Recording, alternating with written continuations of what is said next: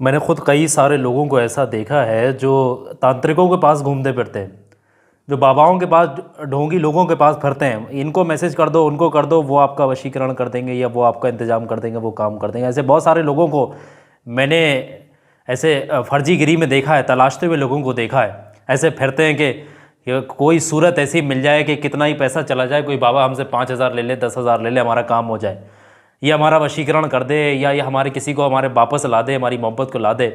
तो कोई तांत्रिक वांत्रिक से ये कामें नहीं होते हैं। आ रही बात समझ, इन चीज़ों से बचिएगा। कोई भी पैसे वगैरह देने की किसी को ज़रूरत नहीं होती है। अगर कोई भी पैसे मांग रहा है तो समझ ले वो बंदा नकली है, जाली है, फ्रॉड है। वो आपके पैसे लूटना चाहता है और आपसे कोई उसको कोई दूसरा मतलब नहीं। आपके घर में चीज़ें मौजूद हैं, रूहानी चीज़ों के ज़रिए आप किसी को भी अपने ऊपर मेहरबान कर सकते हैं। आपकी भाषा में कहें, जो आप वशीकरण बोलते हैं ना, उसको वश में करना एक तरीके से कहें, या किसी को मेहरबान करना अपने ऊपर कहें, तो ये रूहानी चीज़ों के ज़रिए पॉसिबल है। और रूहानी चीज़ों के ज़रिए अगर आप करेंगे तो आपको गुनाह नहीं मिलेगा। नहीं तो आपको ये सिपली अमल, ये जादू, ये तांत्रिक, इसमें गुनाह मिलेगा, बड़ा अजाब होता है, फिर बचिएगा उन चीज़ों से। बता रहा हूँ मैं आपको अभी यहाँ पर।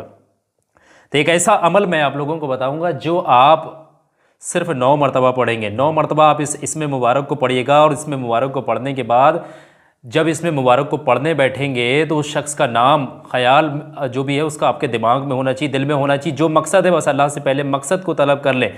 मकसद अल्लाह के सामने हाजिर कर दें, या अल्लाह मैं इस अमल को कर रहा हूँ, इस अमल की खैर बरकत से, इस अमल के सदक़े में फ़ला शख्स के दिल में मेरे लिए मोहब्बत पैदा फरमा। फ़ला शख्स के दिल में जो मेरे लिए नफ़रत है, बुराइयां हैं, उन तमाम चीज़ों को, नफ़रतों को, बुराइयों को मिटा दे। उसके दिल में मेरे लिए मोहब्बत पैदा फरमा। ये मेरा जायज़ मकसद है, इस जायज़ मकसद को अपनी बारगाह में कबूल फरमा। ये हाजत लेकर के आप अमल करेंगे तभी कामयाबी मिलेगी। वरना किसी तांत्रिक, नजूमी बाबाओं के पास पैसे दे देकर कितना भी पैसा देते रहो, कुछ नहीं होगा।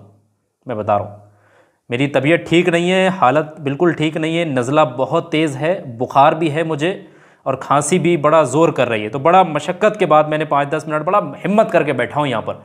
बहुत हिम्मत करने के बाद बहुत सारे लोगों ने दुआ भी की है अल्लाह से। तो दुआ है कि अल्लाह जल्दी से ठीक करे बस। बाकी अगर परेशानी देने वाला अल्लाह है तो वो ज़रूर ठीक करेगा, क्योंकि ठीक करने वाला भी अल्लाह ही है। तो समझिएगा ये अमल किस तरीके से करना है। मैं ये आपके लिए ख़ास तौर पर अमल लेकर हाजिर हुआ। अमल पढ़ने का जो तरीका है मुख्तसर से वक्त में आप लोगों को बता रहा हूँ, बहुत ध्यान से समझ लें।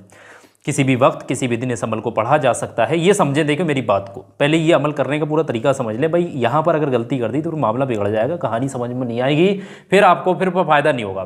पहले मेरी बात सुने।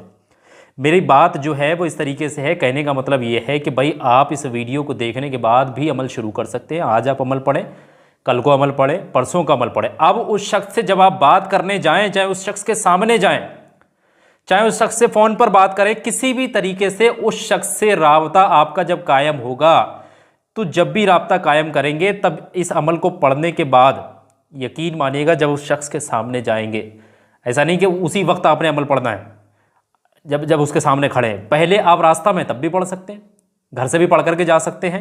फ़ोन पर बात कर रहे हैं तो पहले अमल को पढ़ लें। तो रोज़ाना की बुनियाद पर अमल करेंगे। जितना इस अमल को करते जाएंगे उतना उसके दिल में मोहब्बत पैदा होती चली जाएगी।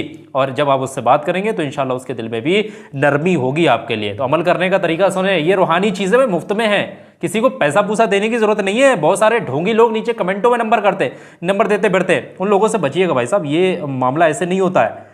मैं बड़ा संजीदगी के साथ चीज़ें समझाता हूँ, लेकिन फिर भी आप लोगों समझ, बहुत सारे लोग लुटते हैं यार, फिर मामला ख़राब होता है। उन चीज़ों से बचिएगा। हमारा काम है भाई रूहानी चीज़ें बताना, जो अमलियात है उसको तरीके से बताना। अरे अब आप लोगों के ऊपर है भाई, समझे ना समझे। फ़िलहाल बहरहाल आते हैं मकसद की तरफ कि हमें किस तरीके से इसमें कामयाबी मिलेगी, अमल किस तरीके से पढ़ना। अमल में सबसे पहले 3 बार ध्यान से समझिएगा, 3 मरतबा आपने 3 बार ध्यान से समझ लें, 3 टाइम्स आपने जो है दुरूद पाक पढ़नी है, जो भी दुरूद पाक आपको याद है। और मैं लिख करके इसलिए बता रहा हूँ, कुछ लोगों को समझ नहीं आता है कि आप किस तरीके से बोल गए, क्या बोल गए, लेकिन इसलिए लिख कर बता रहा हूँ। यहाँ पर 3 मरतबा शुरू में दुरूद पाक पढ़ लेना भाई, जो ये अमल की पावर को बढ़ाता है। और वो अमल जिसमें दुरूद पाक पढ़ी जाए तो अल्लाह की बारगाह में वो हरगिज़ कबूल हो जाता है।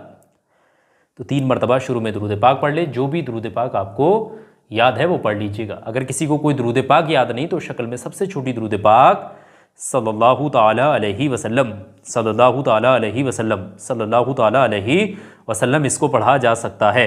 3 मरतबा पढ़ लेंगे। अब उसके बाद आपने क्या करना है, बहुत ध्यान के साथ समझिएगा। जैसे ही 3 मरतबा दुरूद पाक पढ़ लेंगे, उसके बाद आपने पढ़ना है 9 बार। 9 बार आपने 9 टाइम्स पढ़ना है या अहदु, इस तरीके से।